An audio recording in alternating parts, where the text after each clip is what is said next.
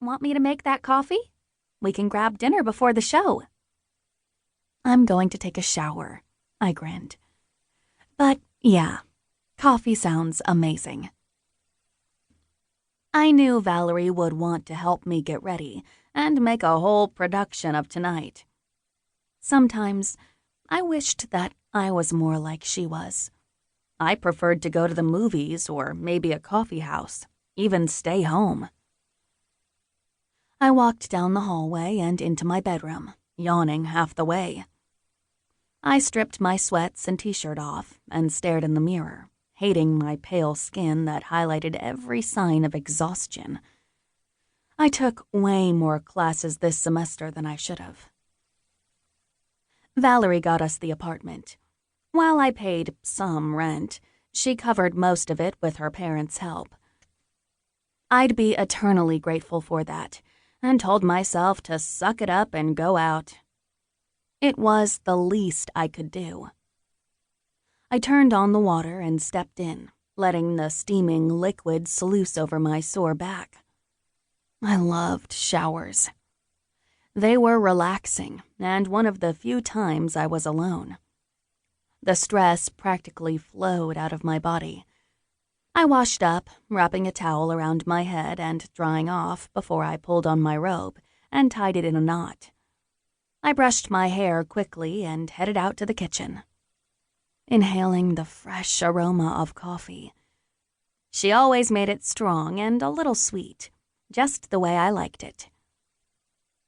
I slipped onto one of the bar stools and reached for the cup as she slid it across the marble countertop. Thanks.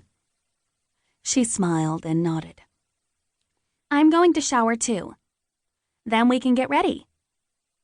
She grinned once more before going back to her room. I took a long sip. I hadn't had coffee since this morning before class. It was a miracle I made it through the day. Come to think of it, I hadn't eaten anything more than a protein bar either. My stomach growled, and I set the cup down and went to get another one to hold me over. Valerie hollered when she was ready, and I headed into her room. She was blow-drying her thick, straight hair in her bathroom. Music blared through her Bluetooth speaker. Is this one of the bands? She nodded, looking into the mirror. 9 Muses. I had to admit, they had a great sound, and his voice was raspy in that sexy way. I was a sucker for good music, and I didn't see bands too often. I just used it as a background noise if I was working on something. Aren't they great? He's got a nice voice.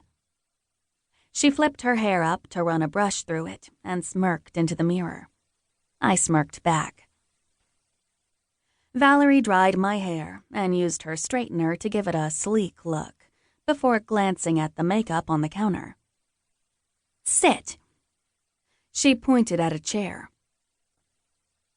Within the hour, I looked like a different girl with black liner and a pointy wing and heavy mascara. She added some shimmer to my face and slipped a dark pink lippy into her purse for later. I wore a black dress with cute cap sleeves and a ruffled skirt that ended mid-thigh. Valerie insisted that I wear some of her chunky Mary Jane shoes as she slipped into a gray dress with thin straps and a loose skirt that flowed around her thighs. She was gorgeous. I had to give her that. I smiled at her again before I glanced into the mirror. I looked good, but knew tomorrow it would all be nothing but a reminder of the work I didn't finish.